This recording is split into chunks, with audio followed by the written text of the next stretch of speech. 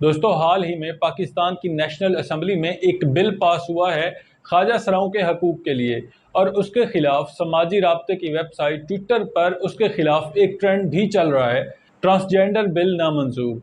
اور اس ٹرینڈ میں یہ پورٹرے کیا جا رہا ہے کہ اس طرح سے معاشرے میں ہم جنس پرستی یعنی ہومو سیکشوالٹی کو پروموٹ کیا جا رہا ہے، اور اگر یہ بل لاگو ہو گیا تو پھر اس سے معاشرے میں بگاڑ پیدا ہوگا۔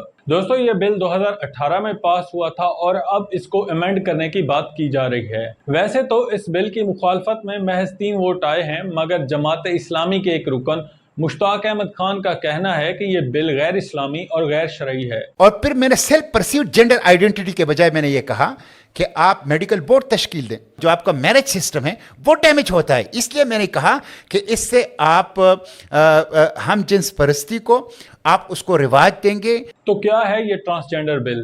کیا یہ واقعی ہومو سیکشوالٹی اور ہم جنس پرستی کو پروموٹ کرتا ہے؟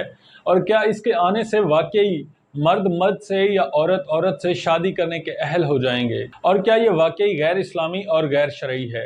قرآن و حدیث میں اس معاملے پر کیا احکامات ہیں، اور بطور پاکستانی، بطور سوسائٹی ہم پر کیا ذمہ داریاں عائد ہوتی ہیں؟ آئیے جانتے ہیں اس ویڈیو میں اور ڈیٹیل سے سمجھنے کی کوشش کرتے ہیں۔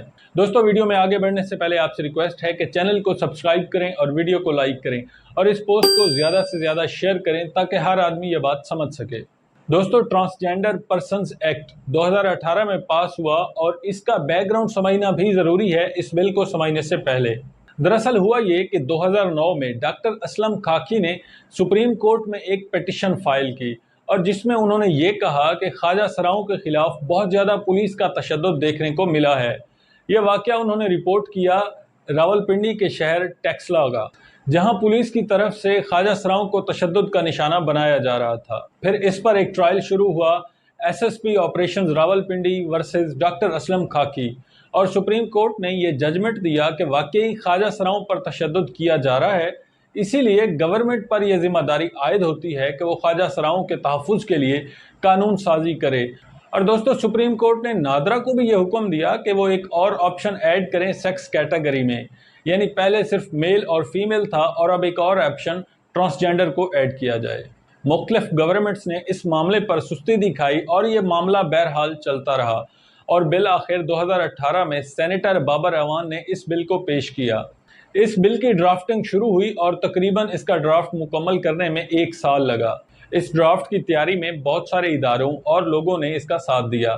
مثال کے طور پر UNDP یعنی United Nations Development Programme, NCHR یعنی National Commission for Human Rights, CII یعنی کاؤنسل فار اسلامک آئیڈیالوجی، اور اس کے علاوہ مختلف NGOز، پارلیمنٹیرینز، فیمنسٹ اور دوسرے سول سوسائٹی الائز نے اس پر مدد کی، اور 1 سال کی مدت میں یہ ڈرافٹ تیار ہوا اور 2018 میں یہ بل پاس ہوا۔ اب دوستو سمجھتے ہیں کہ یہ بل ہے کیا۔ یہ بل 7 چیپٹرز پر مشتمل ہے، اور ان 7 چیپٹرز میں دراصل خواجہ سراؤں کے حقوق کی بات کی گئی ہے، مگر اس پر جو سب سے زیادہ تنقید کی جا رہی ہے وہ اس بل کے دوسرے چیپٹر پر ہے، جو کہ جینڈر آئیڈینٹی کو واضح کرتا ہے۔ چیپٹر 2 یہ اجازت دیتا ہے کہ کوئی بھی ٹرانسجینڈر اپنی اسپرچویلٹی یعنی اپنی روحانیت کے حساب سے اپنا جینڈر چینج کر سکتا ہے، اور اپنی مرضی کا جینڈر چوز کر سکتا ہے، اور اس جینڈر کی بیس پر وہ شادی بھی کر سکتا ہے اور سوسائٹی میں ایک نارمل لائف گزار سکتا ہے۔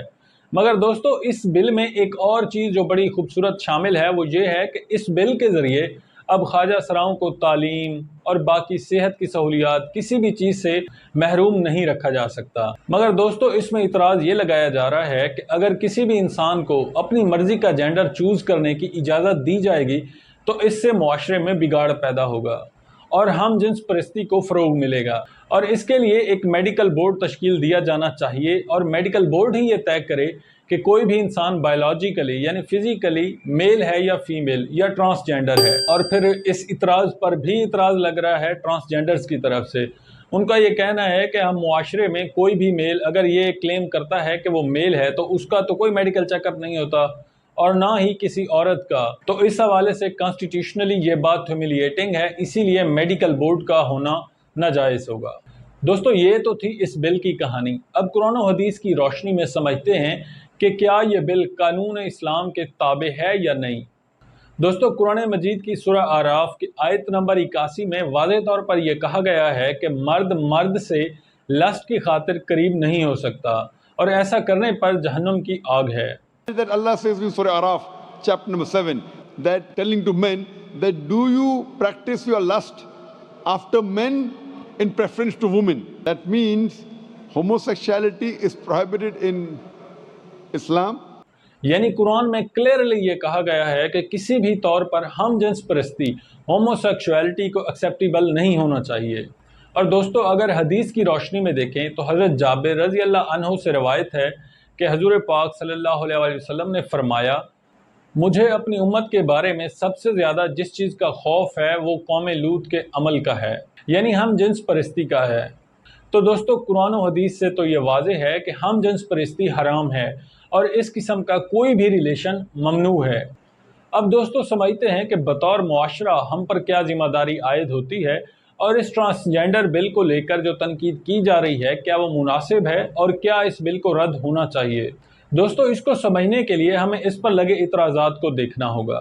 مثال کے طور پر پہلا اور سب سے بڑا جو اعتراض لگایا گیا ہے وہ یہ ہے کہ اس بل کے ذریعے ہم جنس پرستی کو فروغ دیا جا رہا ہے، کیونکہ کوئی بھی اٹھ کر کل کو اپنا جینڈر چینج کر کے میل میل کے ساتھ اور فیمیل فیمیل کے ساتھ شادی کر سکتا ہے اور اس سے معاشرے میں بگاڑ پیدا ہوگا.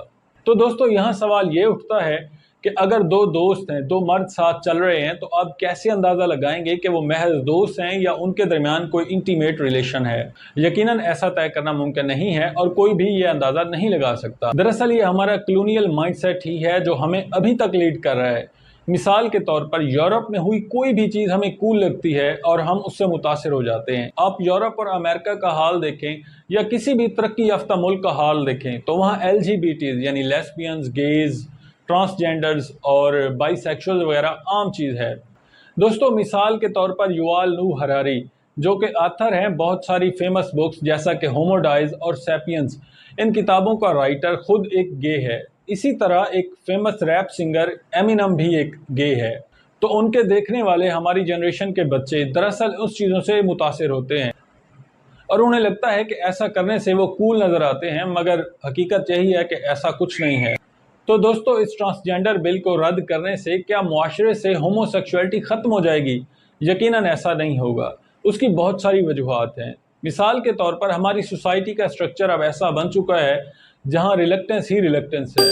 صاف ظاہر ہے جب آپ بچے کو ایک کنزرویٹو ماحول میں رکھیں گے اور اس کی کوئی سیکشول اورینٹیشن نہیں کی جائے گی تو پھر وہ بے راہ روی کا شکار یقیناً ہوگا. اس حوالے سے پیرنٹس پر جو سب سے بڑی ذمہ داری عائد ہوتی ہے وہ یہی ہے کہ اپنے بچوں کو سیکشولی ایجوکیٹ کریں. سیکس ایجوکیشن کوئی بری چیز نہیں ہے، اسے دینا چاہیے تاکہ بچے کا فیوچر بچ سکے. مگر دوستو ہمارے معاشرے میں ادب و آداب اور تہذیب کو ملحوظ خاطر رکھتے ہوئے پیرنٹس اپنے بچے کے ساتھ سیکس ایجوکیشن کے معاملے میں کوئی خاطر خواہ کام نہیں کرتے اور جس سے معاشرے میں بگاڑ پیدا ہوتا ہے. تو یہاں یہ بات طے ہے کہ دراصل یہ معاشرتی بگاڑ اس بل کی وجہ سے نہیں بلکہ ہماری تربیت کے نہ ہونے کی وجہ سے پیدا ہو رہا ہے. ہونا تو یہ چاہیے کہ ہم پوری سوسائٹی میں اویئرنیس پھیلائیں اور پیرنٹس کو اس بات پر راضی کریں کہ وہ اپنے بچوں کو سیکشولی ایجوکیٹ کریں اور انہیں سمجھائیں کہ کیا صحیح ہے اور کیا غلط. اور یہ حقیقت ہے کہ کوئی بائی برتھ ہوموسیکشول نہیں ہوتا، یہ اس سوسائٹی کے بگاڑ کی وجہ سے ایسا ہوتا ہے. مگر دوستو یہاں یہ بات بھی جائز ہے کہ اس بل کو ہم ریجیکٹ نہیں کر سکتے، کیونکہ آپ کو ہم جنس پرستی کا اگر خطرہ ہے تو آپ اپنی فیملی کو ایجوکیٹ کریں، اپنے بچوں کو ایجوکیٹ کریں، نہ کہ ٹرانسجینڈرز کے رائٹس کو آپ تلف کریں، کیونکہ بالآخر وہ بھی انسان ہے اور ان کا بھی حق ہے اس معاشرے میں رہنے کا. میں ایک سوال آپ سے پوچھتا ہوں، آپ کمنٹ میں ضرور بتائیے گا کہ دوستو اگر خدا نہ کرے آپ کے گھر میں کوئی ٹرانسجینڈر پیدا ہو جائے تو آپ کیا کریں گے؟ کیا ہم نہیں دیکھتے کہ معاشرے میں کیا ہوتا ہے؟ کتنے ہی ٹرانسجینڈر جو گھروں میں پیدا ہوئے مگر ان کے والدین نے اسے گھر سے نکال دیا اور سڑک پر بھیک مانگنے کے لیے چھوڑ دیا. تو اگر معاشرے میں اتنی ایکسیپٹنس آ جائے کہ خواجہ سراؤں کو کم از کم تعلیم اور بنیادی ضروریات کو پورا کرنے کا حق مل جائے تو اس میں برائی ہی کیا ہے؟ دوستو امید کرتے ہیں ویڈیو آپ کو انفارمیٹیو لگا ہوگا. اگر ویڈیو آپ کو پسند آیا ہے تو پلیز چینل کو سبسکرائب کریں اور ویڈیو کو لائک کریں اور اس پوسٹ کو زیادہ سے زیادہ شیئر کریں.